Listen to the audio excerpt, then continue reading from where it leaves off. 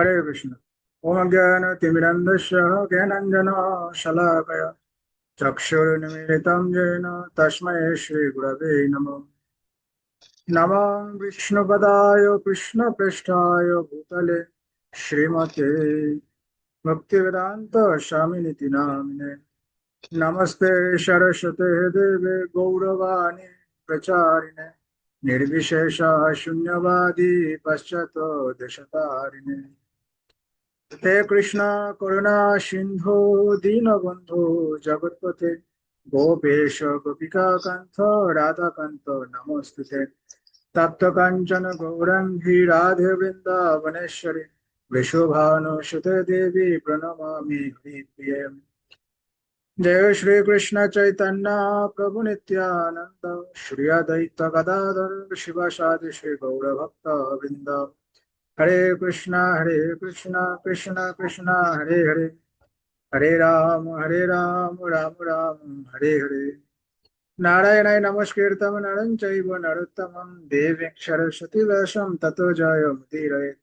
नष्टप्रियासु अभद्रेषु नित्यं भागवतो सेवया भगवतोत्तमः श्लोके भक्तिर्भवति नैष्ठिकी।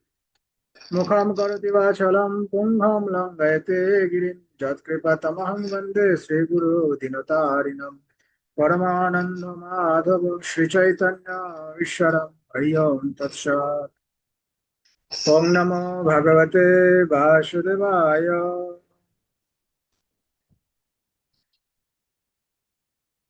ओम नमो भगवते वासुदेवाय।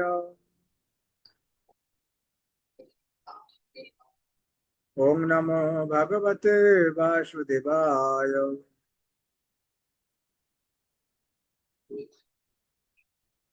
हरे कृष्णा। श्रीमद् भागवत गीता षष्ठ अध्याय ध्यान योग श्लोक संख्या 39।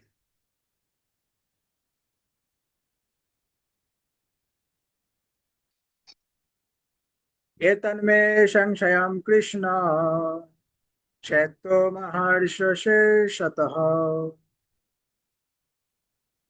तदन्यः संशयाशस्य छित्त्वा नाह्युपपद्यते।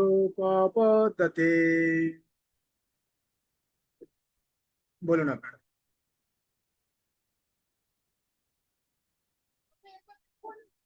একবার আর বলতে হবে। ওকে। एतन्मे संशयं कृष्ण छेत्तुर्महर्षशेषतः तदन्यः संशयाशस्य छित्त्वा नाह्युपपद्यते। बोलो।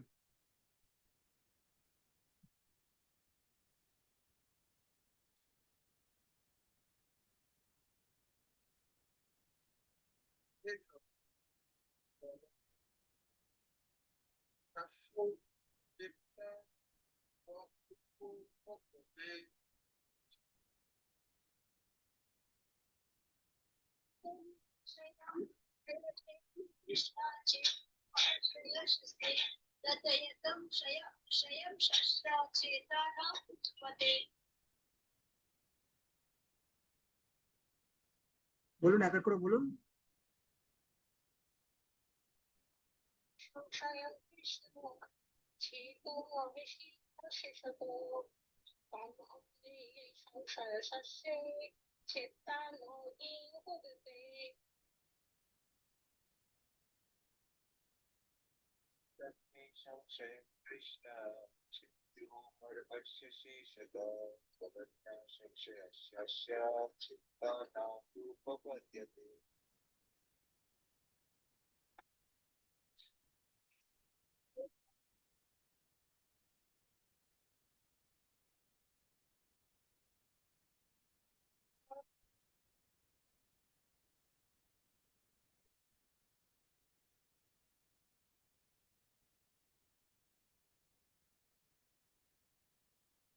আর কেউ নেই? গীতার গান। তুমি কৃষ্ণ শেষায়ন সব কিছু জানো, তুমি বিনা ছেত্তা কিবা আছে আর আনো। অনুবাদ: হে কৃষ্ণ, তুমি কেবল আমার এই সংশয় দূর করতে সমর্থ, কারণ তুমি ছাড়া আর কেউ আমার এই সংশয় দূর করতে পারবে না। এই কথার মাধ্যমে অর্জুন আমাদেরকে বুঝিয়ে দিচ্ছে যে কৃষ্ণই একমাত্র আমাদের সমস্ত দুঃখকে হরণ করে নিতে পারে, সমস্ত সংশয়, সমস্ত সমস্যা থেকে আমাদের দূর করতে পারে একমাত্র কৃষ্ণ। কারণ কৃষ্ণ ছাড়া আমাদের এই সংশয় কেউই দূর করতে পারবে না। একথা অর্জুন এই শ্লোকের মাধ্যমে আমাদেরকে বুঝিয়ে দিচ্ছে। তাৎপর্য: ভগবান শ্রীকৃষ্ণ অতীত, বর্তমান ও ভবিষ্যৎ সম্পর্কে সম্পূর্ণরূপে অবগত। ভাগবত গীতার প্রারম্ভে ভগবান বলেছেন যে প্রতিটি জীবই তার স্বতন্ত্র অস্তিত্ব নিয়ে অতীতে ছিল, বর্তমানে আছে এবং ভবিষ্যতেও থাকবে। এমনকি জড় বন্ধন থেকে মুক্তি লাভ করার পরেও তাদের স্বাতন্ত্র্য বজায় থাকবে। এভাবেই তিনি প্রতিটি জীবের ভবিষ্যৎ সম্পর্কে বলে দিয়েছেন। এখন অর্জুন তার কাছ থেকে জানতে চাইছেন যে সমস্ত সাধকেরা তাদের সাধনায় সিদ্ধি লাভ করতে পারলেন না, তাদের কি পরিণতি হবে। ভগবান শ্রীকৃষ্ণ হচ্ছেন পরম পুরুষ, তার ঊর্ধ্বে আর কেউ নেই, এমনকি তার সমকক্ষও কেউ হতে পারে না। তথাকথিত সমস্ত জ্ঞানী ও দার্শনিকেরা যারা প্রকৃতির কৃপার উপর সম্পূর্ণভাবে নির্ভরশীল, তারাও কখনো ভগবানের সমকক্ষ হতে পারে। তাই আমাদের সমস্ত সন্দেহ নিরসনের জন্য ভগবানের মুখনিসৃত বাণী হচ্ছে সবচেয়ে নির্ভরযোগ্য সূত্র, কারণ তিনি অতীত, বর্তমান ও ভবিষ্যৎ সম্পর্কে সম্পূর্ণরূপে অবগত। কিন্তু তাকে কেউ কখনো সম্পূর্ণরূপে জানতে পারে না। ভগবান শ্রীকৃষ্ণ ও কৃষ্ণ ভাবনাময় ভক্তরাই যথার্থ তত্ত্বজ্ঞ। এখানেই প্রভুপাদের তাৎপর্য। তো অর্জুন আমাদের এখানে বুঝিয়ে দিচ্ছেন যে আমাদের সমস্ত দুঃখ, সমস্ত সংশয়, সমস্ত সমস্যা কিভাবে দূর হবে আর কার মাধ্যমে এটা দূর হবে। আমরা যদি ভেবে থাকি যে না, আমরাই আমাদের সমস্যাকে দূর করতে পারবো, আমরাই আমাদের সমস্যার সমাধান খুঁজে নিতে পারবো, আমরাই আমাদের সমস্ত দুঃখ থেকে সুখে পরিণত করতে পারবো, তাহলে এটা আমাদের অহংকার বশত ভুল ধারণা। যদিও আমাদের অহংকারে আমরা পরিপূর্ণ,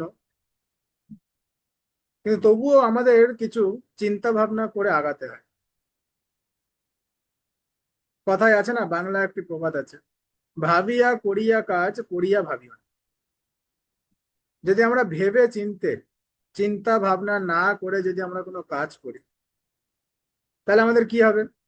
সেই কাজ করার পরে নিশ্চয়ই কোনো না কোনো একটা বিপদ ঘটবে।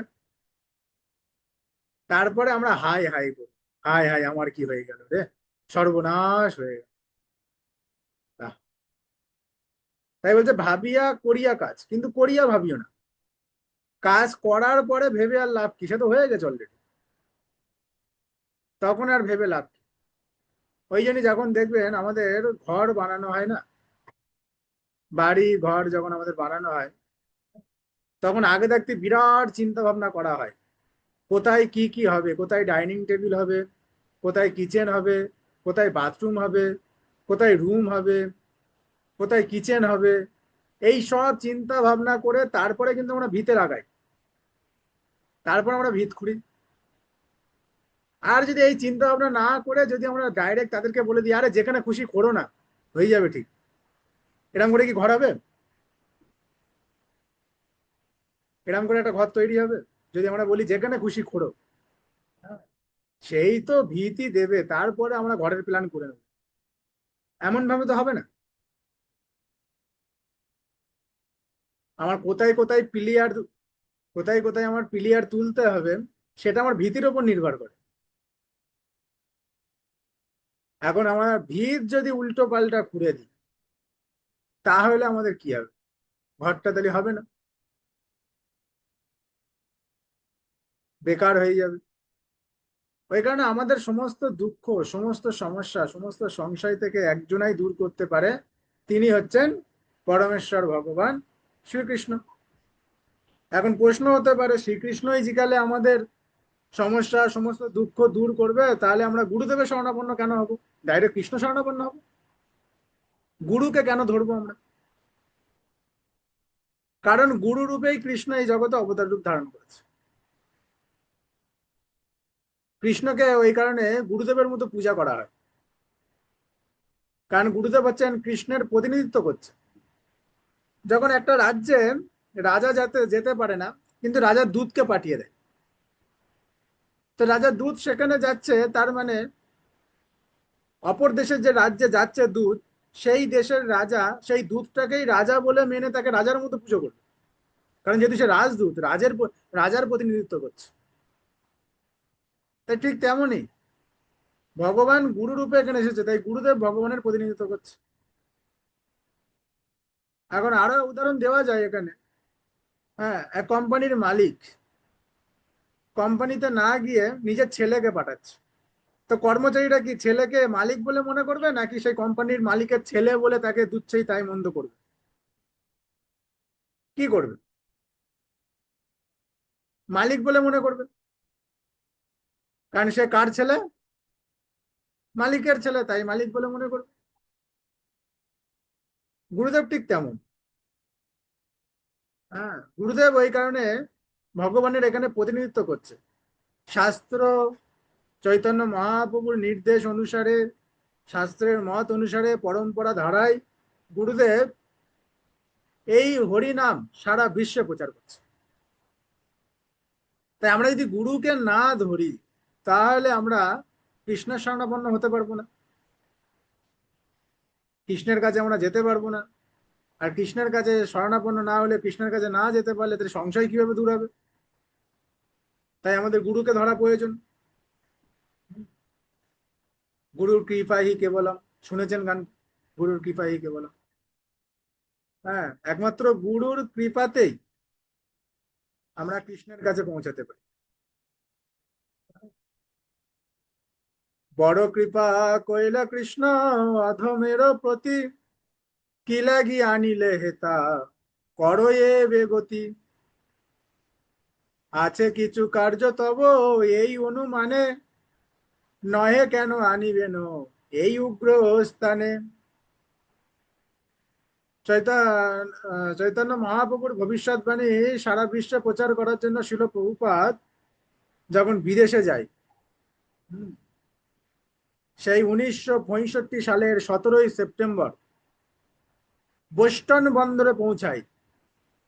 তার পরের দিন 18ই সেপ্টেম্বর শিল প্রভুপাদ এই কবিতাটি রচনা করেন। হ্যাঁ, এটি একটি কবিতা। রজস্তম গুণে এরা সবাই আচ্ছন্ন, বাসুদেব কথা রুচি নহে সে প্রসন্ন। মানে বড় কৃপা কইলে কৃষ্ণ অধমের প্রতি, নিজেকে অধম বলছে শিল প্রভুপাদ। কি লাগে আনিলে হেতা করো এবে গতি, আমাকে কেন এই জল জাহাজে করে পাড়ি দিয়ে এই বোস্টন বন্দরে আমি পৌঁছেছি, আমাকে এখানে কি কারণে নিয়ে এসছো, আমার কি গতি হবে, তুমিই করো। নিশ্চয়ই কোনো কার্য আছে, আছে কিছু কার্য তবু এই অনুমানে, নহে কেন আনিবেন এই উগ্রস্থানে। সেই আমেরিকাকে বলছে উগ্রস্থান, কেন সেখানে আমাকে নিয়ে আসবে তুমি? নিশ্চয়ই কোনো কার্য আছে। হ্যাঁ, তো আমরা যে ভক্তি জীবনে এসছি, ভক্তি করা, সবাই ভক্তি করছে, আমরা দেখছি সবাই ভক্তি করছে। আমি হয়তো করতে পারছি না, কিন্তু আর সবাই করছে। তারা কেন করছে? নিশ্চয়ই কোনো কারণ আছে, বিনা কারণে তো তারা করবে না। বলে না, লাভে লোহা বয়, বিনা লাভে শোলা পর্যন্ত বয় না। তা নিশ্চয়ই তারা ভক্তি করছে, মানে কি নিশ্চয়ই কোনো কারণ আছে। তবু আমরা বলে থাকছি না এখন করবো না, বয়স হোক তারপরে করবো। তো তারা এত অল্প বয়সে কেন করছে? তারা কি পাগল হয়ে গেছে? তাদের কি ব্রেন খারাপ হয়ে গেছে একেবারে? তারা এত অল্প বয়সে কৃষ্ণ কৃষ্ণ কৃষ্ণ কৃষ্ণ করছে। তবুও আমরা বলছি না, বয়স হোক তারপরে করবো। তো নিশ্চয়ই কোনো কারণ আছে। তো পৌপাতকে সেই ওই কোণে নিয়ে গেছে, এই উগ্রস্থান আমেরিকা। হ্যাঁ, বাসুদেবে তাদের কোনো মতি নাই, ভগবানে তাদের কোনো মতি নাই। বাসুদেব কথা রুচি নহে সে প্রসন্ন, রজস্তম গুণে এরা সবাই আচ্ছন্ন। হ্যাঁ, তারা রজতম গুণে আচ্ছন্ন হয়ে রয়েছে, বাসুদেবের কথা বললে তাদের কোনো রুচি থাকে না। সেখানে ছিল প্রভুপাদকে নিয়ে গিয়েছে। তবে যদি তব কৃপা হয় অহৌতুকী, সকলেই সম্ভব হয় তুমি সে কৌতুকী। যদি তোমার কৃপা হয়, অহৌতুকী কৃপার ফলে এরা সবাই ভগবত ভক্তি করতে পারবে। মানে কৃষ্ণের কৃপার কত শক্তি, কৃষ্ণের কৃপার কথা তো ছাড়োই, কৃষ্ণ নামের কত শক্তি। হ্যাঁ, হরিনাম, শিল প্রভুপাদ সেই বিদেশে আমেরিকাতে গিয়ে হরিনাম করছে, নাম করছে। আর সেই নাম শুনে সকলেই নামের প্রতি আসক্তি হয়ে সকলেই ভক্ত হচ্ছে।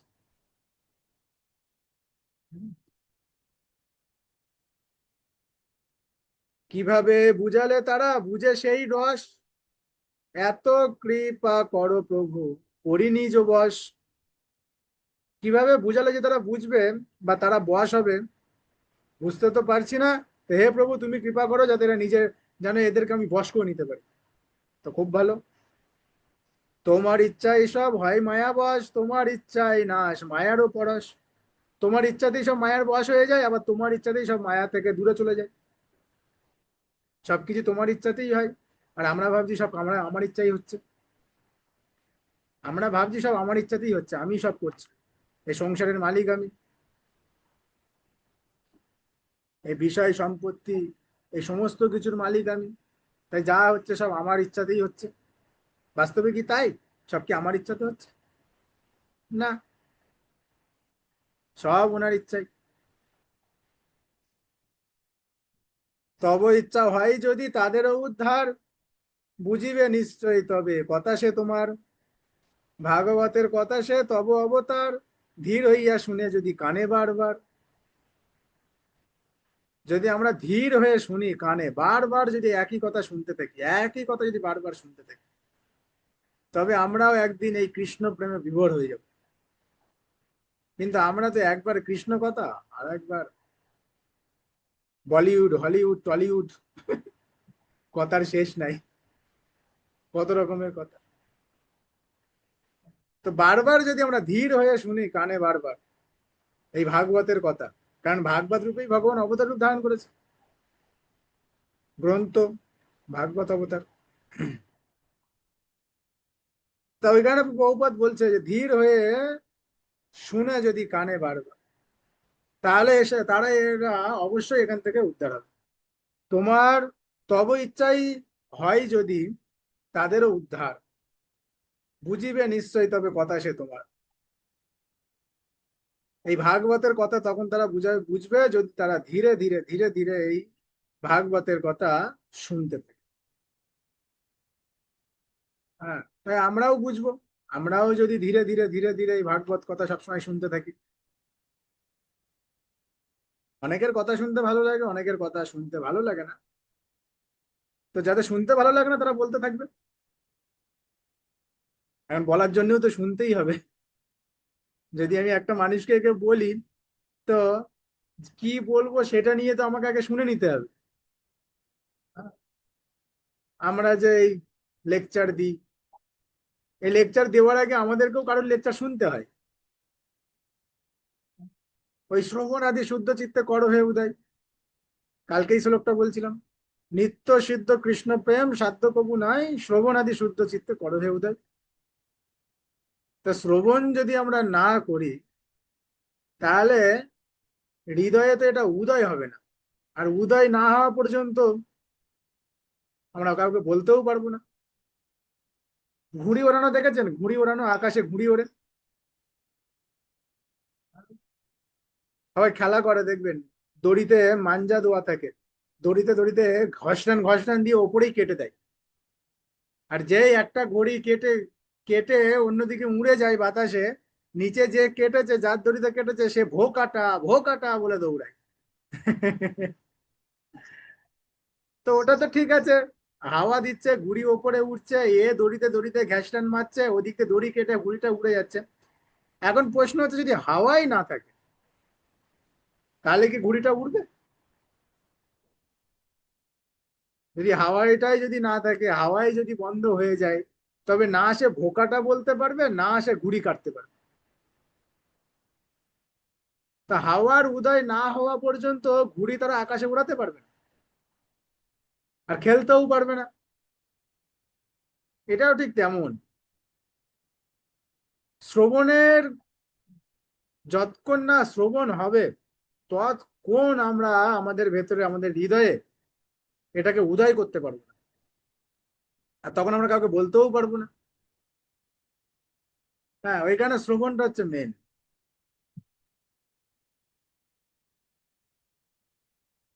খুব ভালোভাবে আমাদের শ্রবণ করতে হয়। শ্রীমৎ ভক্তিচরণ স্বামী মহারাজ লিখছেন, সে শুভ দিনের আরাধনা করে জাগরে জগৎবাসী, চৈত্র মধুর স্বর্গ মেধুর শুভ লগনের রাশি। এখানে তো শুভ দিনের আরাধনার কথা করতে জগৎবাসীকে বলছে, কিন্তু কোন দিনটা শুভ দিন আমরা কি করে বুঝবো? আমার কাছে কোন দিনটা শুভ দিন বলুন, কোন দিনটা শুভ দিন?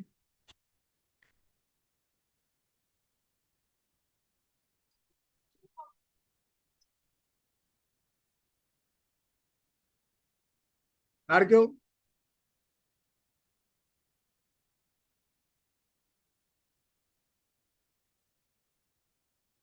যেদিন আমরা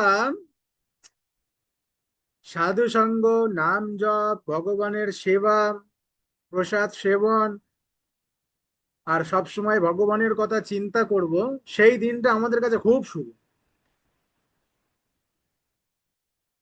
আর যেদিন করছি না সেদিনটা আমাদের কাছে অশুভ। এখন প্রশ্ন হচ্ছে, আমরা কি শুভ চাই না অশুভ চাই? আর যদি শুভ চাই তাহলে তো আমার ডেলি সাধু সঙ্গ করতে হবে, ডেলি নাম জপ করতে হবে, ডেলি প্রসাদ সেবন করতে হবে। হ্যাঁ, ডেলি ভগবানের, সব সময় ভগবানের কথা চিন্তায় থাকতে হবে। আর যদি অশুভ চাই তা আজকে শুনি কালকে বন্ধ করে দিতে হবে। এখন যেটা আমরা করব সেটার মাধ্যমেই আমাদের বিচার হবে যে এই দিনটা আমার শুভ না অশুভ। তাই এটা কার উপরে নির্ভর করছে? মনের ওপরে। হ্যাঁ, আমাদের ভক্তি বিজয় ভাগবত স্বামী মহারাজ লেকচার দিতেন।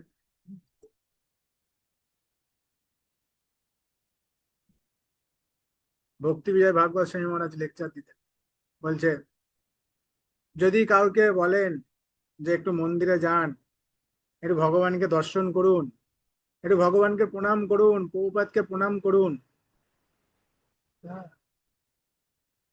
একটু প্রসাদ খান, সেখানে গিয়ে একটু ধামে গিয়ে বসবাস করুন কয়েক ঘন্টা বা একদিনের জন্য বা দুদিনের জন্য, তখন যাদেরকে বলতেন তারা বলছে, ভগবান টানছে কই, ভগবান যেদিন টানবে সেদিন যাব, ব্যাস।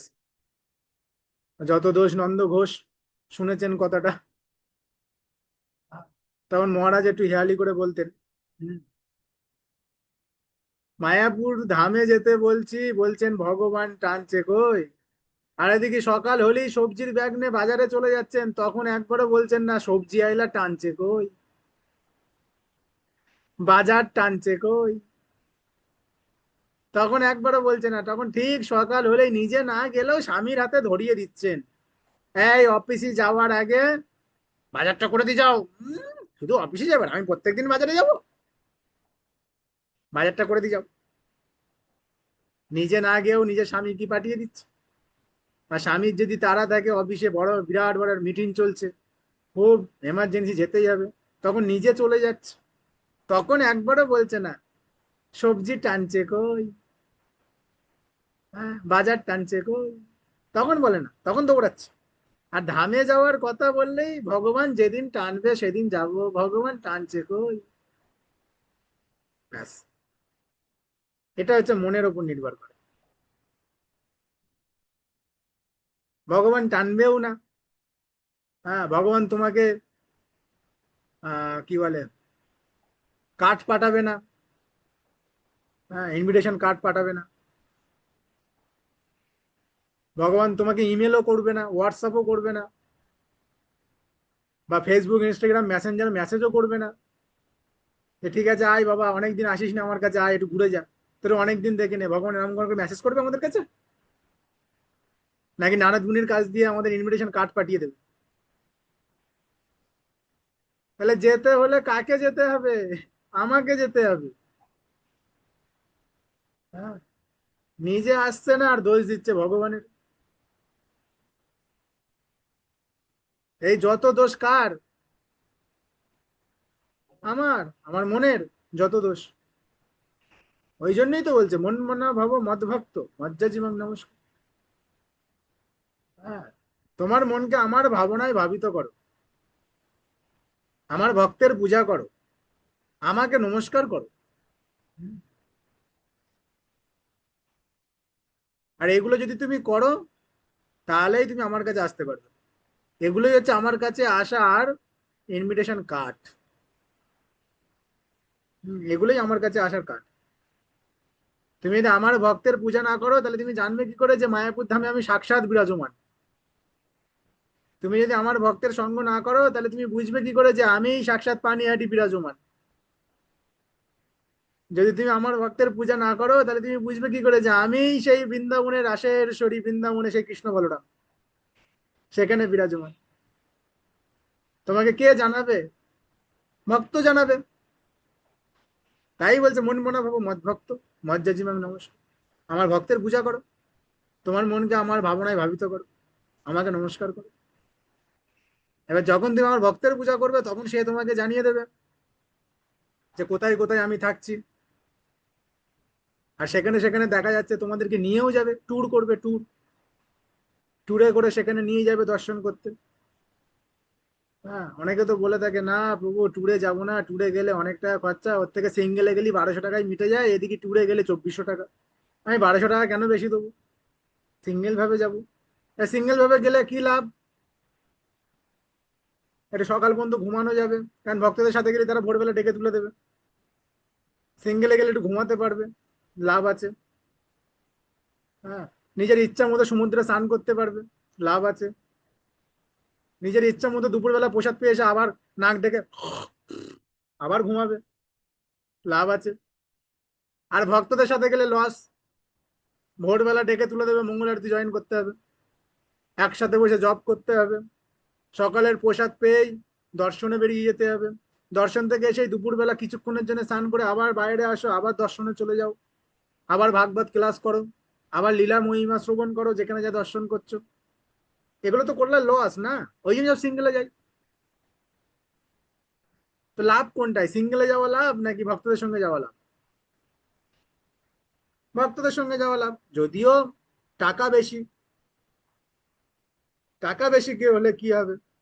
লাভ তো কথাতে আসছে, যে কথা সিঙ্গেলে করে সিঙ্গেলে ভাবে গেলে পাওয়া যায় না। সিঙ্গেল ভাবে গেলে একটা জিনিস পাওয়া যায়, সেটা হচ্ছে কামনা বাসনা। যা কামনা বাসনা আছে যাও পালন করে নাও। আরো একটা কারণে সিঙ্গেল ভাবে যাই, পুরীর সমুদ্রের সামনে গিয়ে ফোনটা সামনে ধরে রিলস বানাই, হাই গাইস আমি এখন সমুদ্রের পাড়ে আছি, আপনারা কারা কারা সমুদ্রের পাড়ে আছেন দর্শন করুন, দেখে যান। বা যারা অনলাইনে আছেন তারাও দর্শন করুন। কত রকম ভাবে সিঙ্গেল গেলে এসবগুলো লাভ আছে, কিন্তু সেখানকার লীলা মহিমা তো শ্রবণ করতে পারবে না। ওই জন্যই ভক্তদের সঙ্গে যাওয়া লাভ। ওই জন্যই বলছে আমার ভক্তের পূজা করো, তাহলে তুমি আমাকে জানতে পারবে। এখানে আছে না, সবার লাস্টে তাৎপর্য, সবার লাস্টে। কিন্তু তাকে কেউ কখনো সম্পূর্ণরূপে জানতে পারে না, কারণ সে যদি নিজে নিজে জানতে চায় তবে তো সে জানতে পারবেই না। সে যদি কোনো ভক্তের মাধ্যমে ভগবানকে জানতে চায়, ভগবান শ্রীকৃষ্ণ কৃষ্ণ ভাবনায় ভক্তরাই যথার্থ তত্ত্বজ্ঞ, ওই জন্য লাস্টে বলে দিয়েছে শ্রীকৃষ্ণ ও কৃষ্ণ ভাবনাময় ভক্তরাই যথার্থ তত্ত্বজ্ঞ।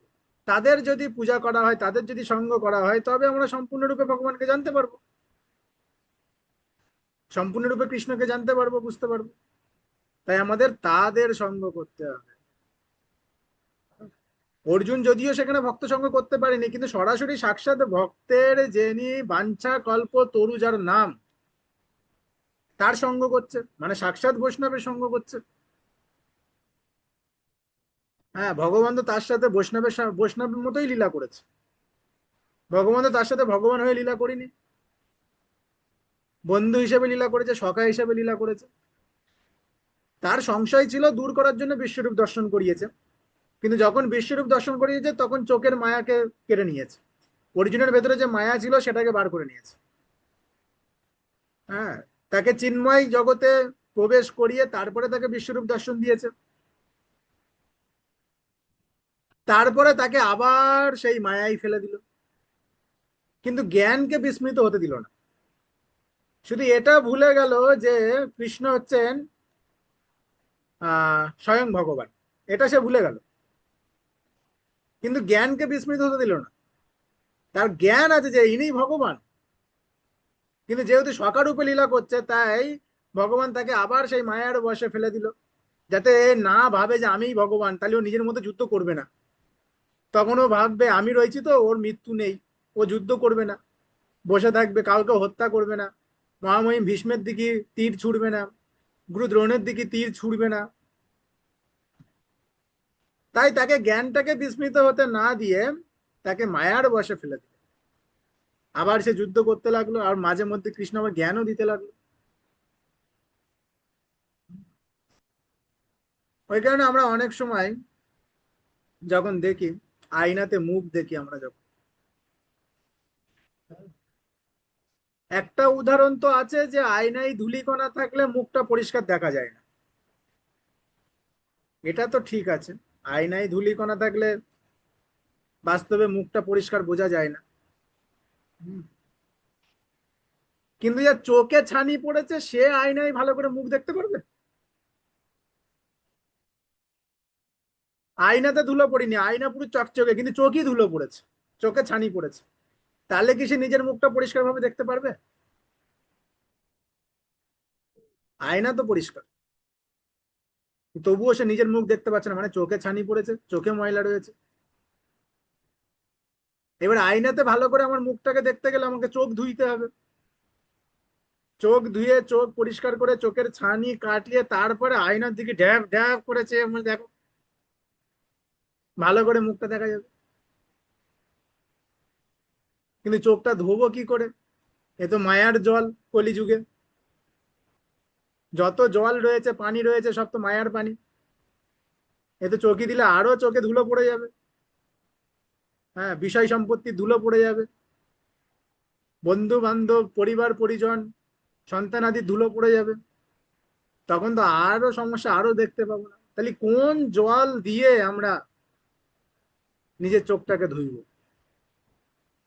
যার কারণে আমরা ভালোভাবে নিজের মুখটাকে দেখতে পাবো?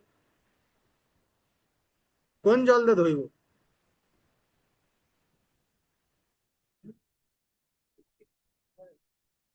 হ্যাঁ, ভক্তিরূপ যে জল, সেই জল দিয়ে আমাদের নিজের মুখটাকে দাও, সেটা দাও, সেটা দাও, হুম, দাও, সেটা দাও, ভালোভাবে চোখ পরিষ্কার হয়ে যাবে, তখন ড্যাব ড্যাব করে দেখবে, হেভি নাইস। মুখটা দেখবেন না, হৃদয়ে পরমাত্মাকে দেখবেন, সেটাকে নাইস বলবেন। নিজের মুখটাকে নাইস বললে 80 বছর পরে সেই নিজের মুখটাকে নাইস বলবেন না, বেকার হয়ে যাবে তখন। কিন্তু পরমাত্মা নাইসই থাকবে, একদম বিউটিফুল, ব্যাটারিও ফুল থাকবে, বিউটিও ফুল হবে, সব পারফেক্ট থাকবে। পরমাত্মাকে দর্শন করতে হবে, ভক্তিরূপ জল দিয়ে নিজের চোখে সিঞ্চন করে চোখের ধূলিকণা, চোখের ছানি কাটিয়ে হৃদয়ে পরমাত্মাকে দর্শন করতে হবে। তখন আমরা সম্পূর্ণরূপে জানতে পারবো।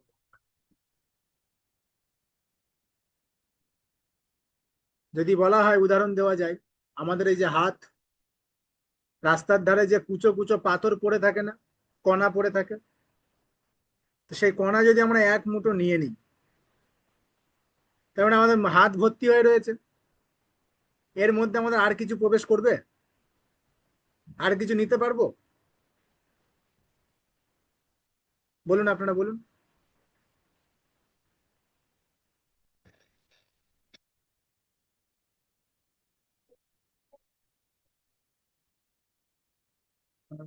আর কিছু নিতে পারবো?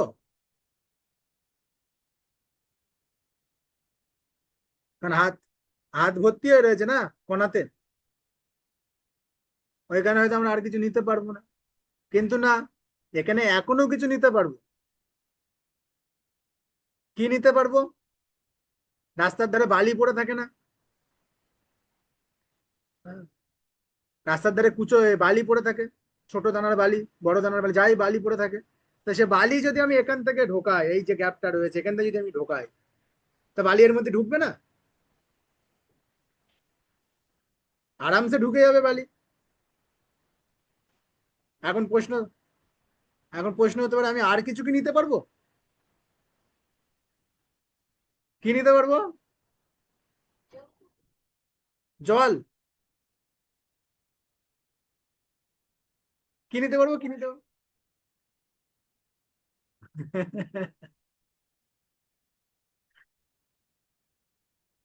একের মধ্যে আরো কিছু নিয়ে নেওয়া যাবে, সেটা হচ্ছে জল, পানি। হ্যাঁ, সেটাও এর মধ্যে প্রবেশ করবে। তো সামান্য কণা নেওয়ার পরেও হাত মুঠি হাত ভর্তি হয়ে রয়েছে, ভাবছি তার ভেতরে কিছু যাবে না। কিন্তু না, তার ভেতরে বালি যাবে। বালি যাওয়ার পরেও ভাবছি না আর কিছু যাবে না, না না, তার ভেতরে জল যাবে। তো আমরা ভাবছি আমাদের এখন সময় নাই, মায়ার দ্বারা আবদ্ধ হয়ে রয়েছে, বিষয় সম্পত্তি ভর্তি হয়ে রয়েছে, অহংকার ভর্তি হয়ে রয়েছে, আর ভক্তি রক্তি হবে না। না, জায়গা আছে এখন। ভক্তি করার জন্য জায়গা আছে ভেতরে। আর জায়গা তো আছে, ভক্তি আছে, মনে মনে আছে। হ্যাঁ, মনে মনে করছি। না, মনে মনে করলে হবে না। আরে আর জায়গা নেই, আবার কিভাবে করব? আরে জায়গা আছে, জল ঢালো, ভক্তির জল ঢালো। ভক্তির জল ঢাললে তাহলে কি হবে? সেই বিষয় সম্পত্তি, সেই বালি যা আছে, তাতে যা ময়লা আছে সব ধুয়ে ধুয়ে ধুয়ে ধুয়ে এখান থেকে পড়ে যাবে। আর ভেতরে যা রয়েছে পুরো সাফ হয়ে যাবে, পরিষ্কার হয়ে যাবে। আমরা যদি ভক্তিরূপ জল যদি আমাদের হৃদয়ে ঢালি,